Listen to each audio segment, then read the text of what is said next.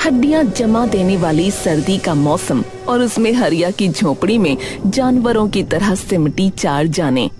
एक टूटी चारपाई पर रामलाल का कंकाल सा शरीर कांप रहा था। हरिया और बिंदिया परेशान बैठे थे और उनका बेटा मुन्ना गुस्से में। हरिया, इस बार तो प्राण ही निकल जाएंगे। कल सरपंच के यहाँ काम करके लकड़ी तो लाए थे ना। अरे लाएंगे कहाँ से? उस कंजूस ने आज मजदूरी भी आधी ही दी है। कहता है काम ढीला किया है हरिया। अरे तो गुलामी करते रहो उसकी। मैं तो कहता हूँ जाकर उसका कोयले का गोदाम जो है ना। अरे चुप मुन्ना चुप रहे। बाप से ऐसी बातें करता है, बाप से ऐसी बातें करता है, पाप लगेगा तेरे को। अरे तू अपनी बिगड़ेली जबान संभाल बेटा।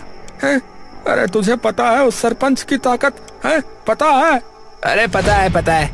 बिंदिया बस अपने ससुर को चिंता के साथ देख रही थी और फिर परेशान होकर हरिया से बोली, ये बूढ़ी काया इस जाड़े को झेल न पाएगी हरिया। दवा के पैसे भी नहीं है। अरे क्या करूं, कहाँ जाऊं? ये सर्दी तो अमीरों के लिए ही है बस। हम गरीबों की जिंदगी तो दूभर ही कर देती है ये। अरे तो बैठे क्यों हो? हैं? लकड़ी कोयला कुछ लेकर आओ ना। मुन्ना की बकवास सुनकर हरिया को बहुत तेज गुस्सा आ गया और वो चिल्लाया, अरे तेरी हिम्मत कैसे हुई मेरे सामने जुबान चलाने की? है हिम्मत कैसे कर रहा है? अपने बाप को हुक्म दे रहा है? रुको हरिया, मुन्ना का तरीका भले ही गलत है, मैं मानती हूँ, लेकिन इस वक्त मुन्ना ही सही कह रहा है। अरे क्या कह रही हो? ये बदमाश सही कह रहा है? हाँ, कलाई देखो सबकी नीली पड़ गई है। मुझसे कोई काम नहीं हो पा रहा है सही से, और पिताजी को अगर इस जाड़े में गर्मी नहीं मिली तो ऐसी अशुभ बातें मत बुलवाओ मुझसे। बिंदिया के शब्दों ने हरिया के गुस्से पर पानी डाल दिया। वो रामलाल की तरफ देखने लगा जो कंबल में भी कांप रहा था और हर सांस के साथ उसकी छाती में सीटी बज रही थी। शायद तुम सही कह रही हो। आप सरपंच के यहाँ जाओ, आप उनके मजदूर हो, वो मना नहीं करेंगे। थोड़ा कोयला कुछ लकड़ी मांग लाओ ना, ये कोई भीख नहीं, हक है इस वक्त हमारा। नहीं बेटा, उसके आगे हाथ मत फैलाना, वो तेरी बेइज्जती करेगा बेटा। नहीं पिताजी, बिंदिया ठीक कहती है, ये हक है ये। हाँ हमारा, मैं जाता हूँ, और बेइज्जती करे तो अब करे ये, लेकिन हमारी जरूरत है पिताजी।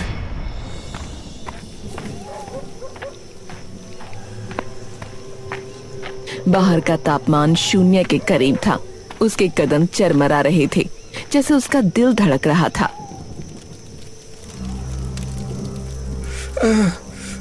सरपंच जी नमस्ते। अरे क्या है हरिया, इतनी रात गए, क्या हुआ? सरपंच जी भीषण ठंड है, घर में बूढ़े बाप की हालत खराब हो रही है। थोड़ा सा कोयला, कुछ लकड़ी वगैरह मिल जाती तो हम भी आग जला लेते, जान बच जाती आपकी दया से मालिक। हैं? अरे क्या कह रहा है रे? यहाँ कोई धर्मशाला लगी हुई है क्या? हैं? जो सब कुछ मुफ्त में आता हो? अरे जा यहाँ से। मेरे कोयले के पैसे तुम देते हो जो इतनी हक से मांगने चले आए हैं? हरिया की आंखों में पानी आ गया। वो अपने पैरों पर गिरने को हो गया। उसकी आवाज गुस्से और गुहार के बीच फंस गई। सरपंच जी आप हमारे मालिक हो, माई बाप हो, आप मुझे जानते हो, कम से कम इंसानियत ही दिखा दीजिए सरपंच जी। अरे इंसानियत है? इंसानियत तुम जैसे गरीबों ने ही मार रखी है। निकलो मेरे सामने से। ऐसा न करिए सरपंच जी, ऐसा मत करिए। आवाजें ऊंची हुई। पड़ोस के घरों में रोशनी जलने लगी। एक एक कर गांव वाले इकट्ठा होने लगे।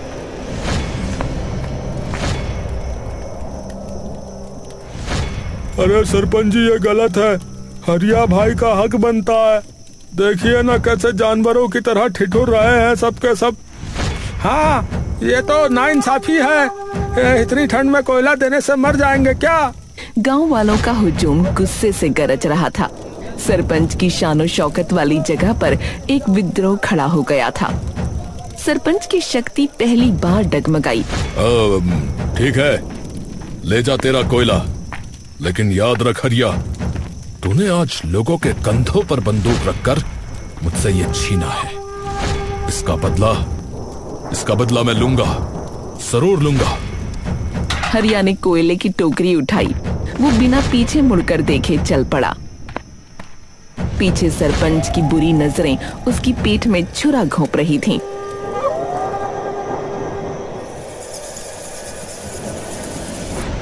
आ गए, भगवान का शुक्र है। अंगीठी जलाएंगे अब। हाँ बिंदिया, अब ठंड नहीं रहेगी। हाँ, अंगीठी जली। लपटों ने कमरे को नारंगी रंग में रंग दिया।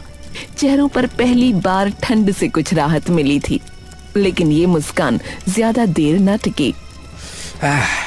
अरे यही जिंदगी है आपकी, हैं? एक टोकरी कोयले के लिए पूरे गांव के सामने भीख मांगनी पड़ गई। अरे क्या बकवास करता है तू, है? अरे भीख नहीं थी, हक था मेरा। हक था मेरा, और मेरे हक का क्या है? मेरे पास तो एक साइकिल भी नहीं है। मेरे दोस्त के पास सब कुछ है, और मेरे पास ये जलती हुई झोपड़ी और ठंड में कांपते हुए बुड्ढे। अरे शर्म कर मुन्ना, शर्म कर। अरे नहीं, अब बस हो गया। आप लोगों ने मेरी जिंदगी बर्बाद कर दी। हाँ, मुझे पैदा ही क्यों किया है? क्यों किया? मुन्ना का गुस्सा ज्वालामुखी बनकर फूट पड़ा था। उसकी हर बात झोपड़ी की दीवारों से टकराकर वापस आ रही थी। अरे चुप हो जा कमबख्त, अरे चुप हो जा। अरे इतनी मुश्किल घड़ी में भी नालायक बोले जा रहा है। अरे मैं इस घर में ना आग लगा दूंगा। इसमें रहने लायक भी है क्या कुछ? ना सुख है ना सुविधा, सिर्फ ताने ताने सुनते रहो। सिर्फ गरीबी गरीबी है। अरे निकल निकल तू अभी यहाँ से, दुष्ट कहीं का, निकल यहाँ से। बस करो दोनों, अरे बस करो। कई घंटों की बहस के बाद थकान और झुंझलाहट में सब सो गए।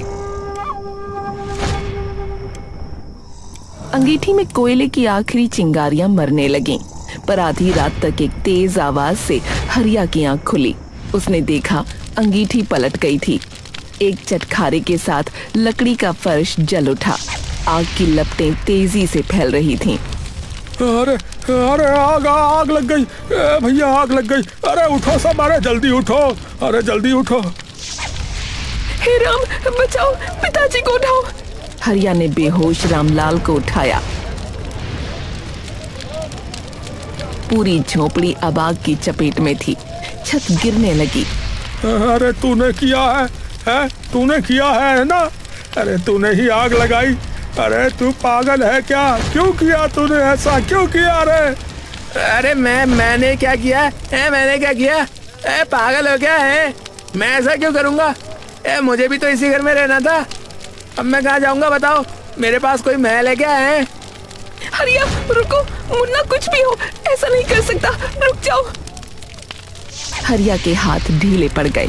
वो अपनी जलती हुई झोपड़ी, अपने सामने खड़े रोते बेटे और पीछे ठिठुरते बूढ़े बाप को देखता रह गया। सर्दी का कहर अब आग के रूप में सामने था। उसी समय एक आदमी बोला, अरे हे भगवान, अरे ये क्या हो गया? अरे कहीं सरपंच ने तो नहीं? वो तो धमकी दे रहा था ना कि बदला लेगा। क्या कहा तुमने? हाँ, सही कह रहे हो। हरिया का चेहरा गुस्से से तमतमा गया। सरपंच के शब्द उसके कानों में गूंजने लगे, बदला लूंगा। उसने अपने परिवार को देखा, फिर जलते घर की राख को देखा, और फिर एक जंगली बैल की तरह सरपंच के घर की ओर दौड़ पड़ा। सरपंच निकल बाहर। तूने मेरे घर में आग क्यों लगाई?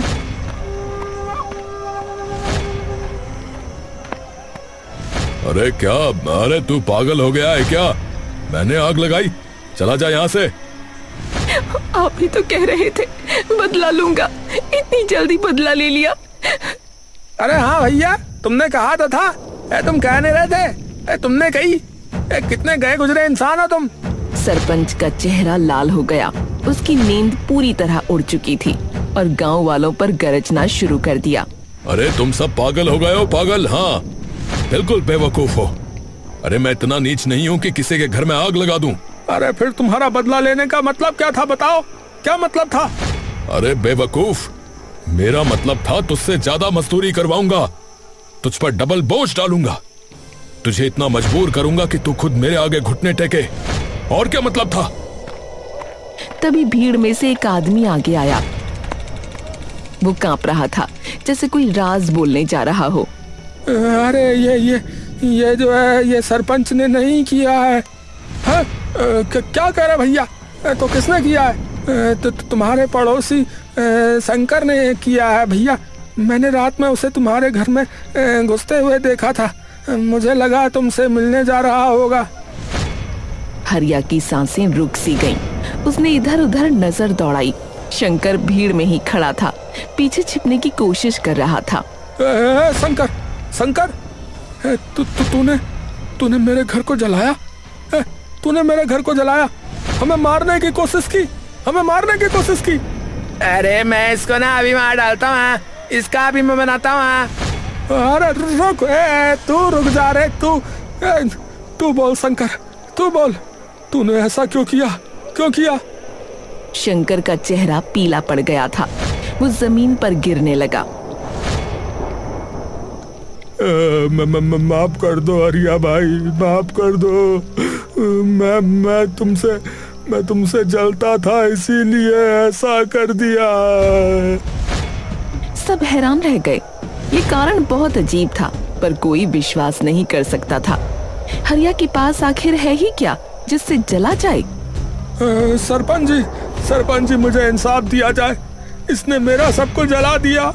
अरे शंकर के बच्चे, तूने ऐसा क्यों किया है? अब तुम इसे अपने ही घर में रखोगे, समझे? ये तुम्हारी ही गलती है इसीलिए, और इनका घर भी बनवाओगे जल्द से जल्द। शंकर ने हामी भरी। हरिया का परिवार शंकर के घर चला गया।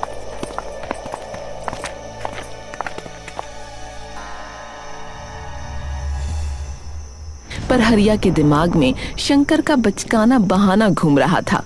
वो विश्वास नहीं कर पा रहा था। सच बता, सच्चाई क्या है? तू अमीर है, तू तो मुझसे कितना अमीर है रे, तो तू बता कि तू मुझसे क्यों जलेगा? नहीं हरिया भाई, असल में सरपंच ने ही करने को कहा था। उसने मुझे पैसे दिए थे ऐसा करने के लिए, ताकि अगर बात खुले भी तो वो पकड़ा ना जाए, मैं पकड़ा जाऊं। हरिया के पैरों तले जमीन खिसक गई। उसका शक सही निकला था। शंकर फुसफुसाने लगा। तुम सरपंच के घर काम करना छोड़ दो, उससे पीछा छुड़ा लो, क्योंकि वो एक बहुत बुरा इंसान है भाई। और कल तुमने उसे सबके सामने झुका दिया, मजबूर कर दिया, और ये बात उसे बिल्कुल गवारा नहीं हुई। हरिया कुछ बोला नहीं, वो चुपचाप लेट गया। उसके दिमाग में तूफान चल रहा था। अगली सुबह रामलाल की हालत बहुत बिगड़ गई।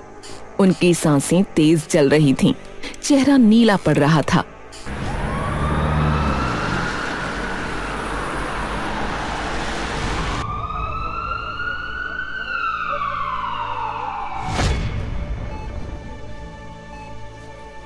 जल्दी जल्दी डॉक्टर साहब, देखिए इन्हें। अरे इनका सही से इलाज होना बहुत आवश्यक है, वरना कुछ भी हो सकता है। इन्हें ठंड लग गई है, वो भी बहुत ज्यादा। हरिया, मुन्ना कहीं नहीं है, मुन्ना गायब है, सुबह से दिखा ही नहीं। हरिया के मन में एक ख्याल आया। सरपंच ने बदला लेने के लिए मुन्ना को उठा लिया है। वो बिना सोचे समझे फिर सरपंच के घर की ओर दौड़ा।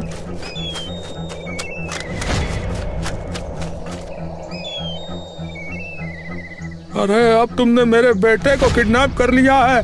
अरे कहाँ है मेरा बेटा, बोल। अरे तुम फिर चले आए।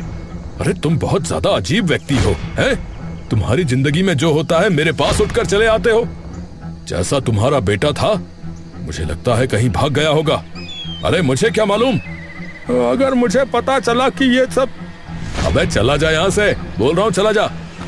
हरिया वहां से लौटा।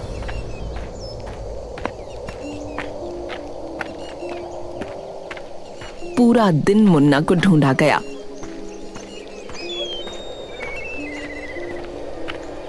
पर वो कहीं नहीं मिला।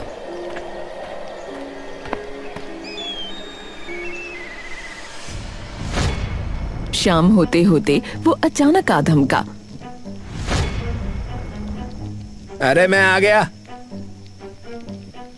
अरे अरे कहाँ था तू? है कहाँ था तू?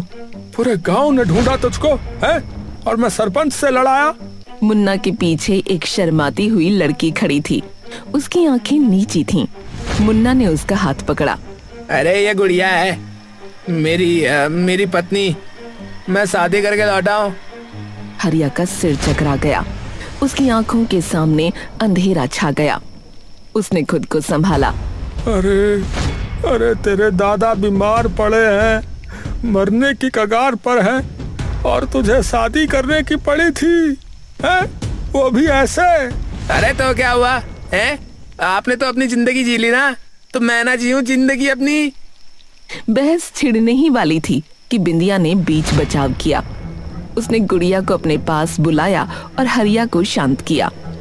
लगभग 1 हफ्ता गुजरा।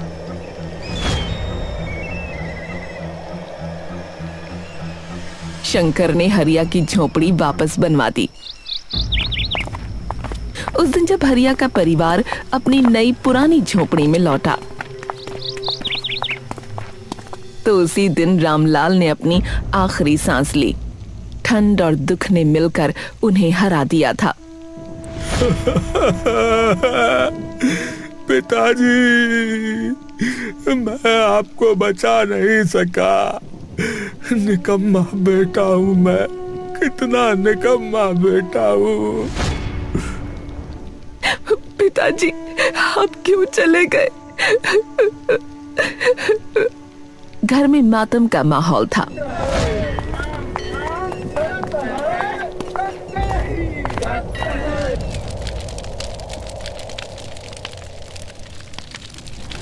लेकिन नई नवेली बहू गुड़िया के दिमाग में कुछ और ही चल रहा था। उसने मुन्ना को एक कोने में ले जाकर फुसफुसाया। ये घर इतना छोटा है मुन्ना, इसमें हम 4 लोग भला कैसे रह पाएंगे? तुम्हारे माँ बाप को घर से निकाल दो। मुन्ना उसके प्यार में पागल था।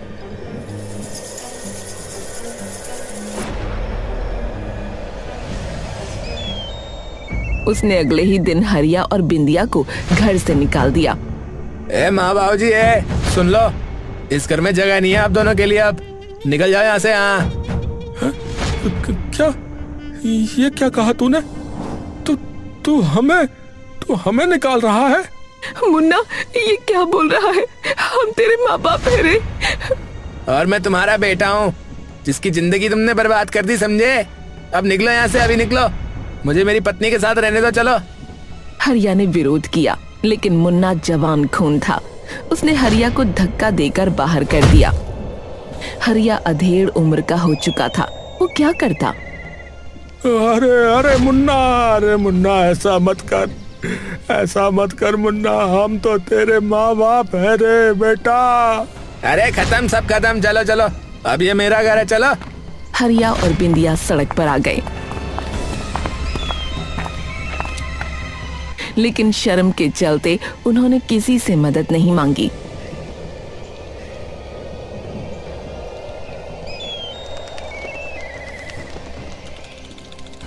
उनका पूरा एक दिन सर्दी में कांपते हुए गुजरा। दोनों के ऊपर इतने दुखों का पहाड़ टूटा कि वो दुआ ही कर रहे थे कि मर ही जाएं तो अच्छा है। अरे बचाओ! अरे भैया, सरपंच का बेटा कुएं में गिर गया! अरे कोई बचाओ भैया! अरे कोई कुछ करो! सरपंच का बेटा शहर से वापस आया था। उसे गांव के बारे में कुछ अता पता नहीं था। वो एक पुराने कुएं में जा गिरा। सरपंच की हालत खराब हो गई। अरे मेरे बच्चे को बचा लो! अरे कोई तो बचा लो! मैं सब कुछ कर दूंगा। अरे कोई तो बचा लो मेरे बच्चे को। ए रामू, ए कलुआ, ए घाती, ए हरिया, अरे कोई तो कुछ करो रे, कोई तो कुछ करो। हरिया आगे आया। उसने अपनी कमर में रस्सी बांधी, बिना एक पल सोचे कुएं में कूद गया। गांव वाले हैरान रह गए। अरे खींचो खींचो, अरे ऊपर खींचो रस्सी। गांव वालों ने मिलकर दोनों को ऊपर खींच लिया।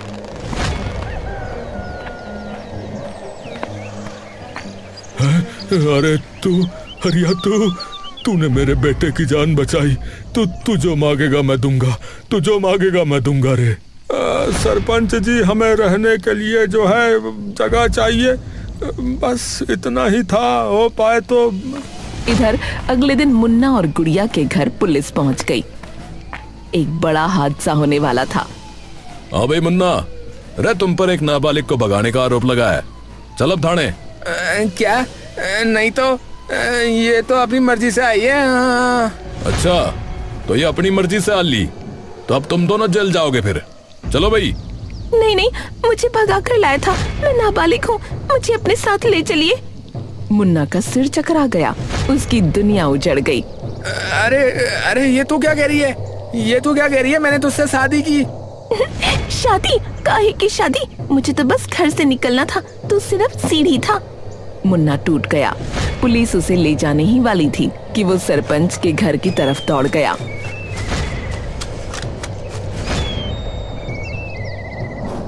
माँ, पिताजी, पिताजी, माँ, मुझे बचा लो, पुलिस मुझे ले जाएगी माँ। अरे अरे, अब हमें तुझसे कोई मतलब नहीं है, तू जा यहाँ से। पुलिस पकड़ ले जाए, हमें क्या, हम है कौन? मुन्ना जमीन पर गिर पड़ा।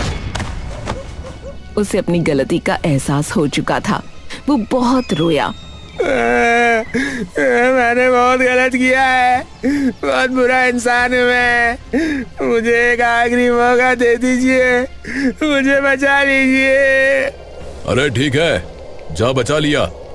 वैसे भी ये सब मेरा किया धरा था। क्या? हाँ, पुलिस को मैंने ही भेजा था तुम्हें सबक सिखाने के लिए कि वो लड़की तुम्हारे लिए बिल्कुल भी सही नहीं थी, और जो तुमने अपने माँ बाप के साथ किया वो तो महापाप है। मुन्ना सिसकियां भरने लगा। उसने हरिया और बिंदिया के पैर पकड़ लिए। माफ कर दो माँ, माफ कर दो पिताजी, मैं पागल हो गया था, मैं पागल हो गया था उस लड़की के लिए। अरे ये सर्दी जानलेवा है, लेकिन जो तूने किया उसने हमें जीते जी मार दिया। पर चल, अगर तुझे अपनी गलती का एहसास है तो हमने तुझे माफ किया। फिर बिंदिया ने मुन्ना को उठाया। सरपंच ने हरिया को अपने यहाँ काम पर रख लिया। वो तीनों अब घर लौट आए और खुशी खुशी रहने लगे।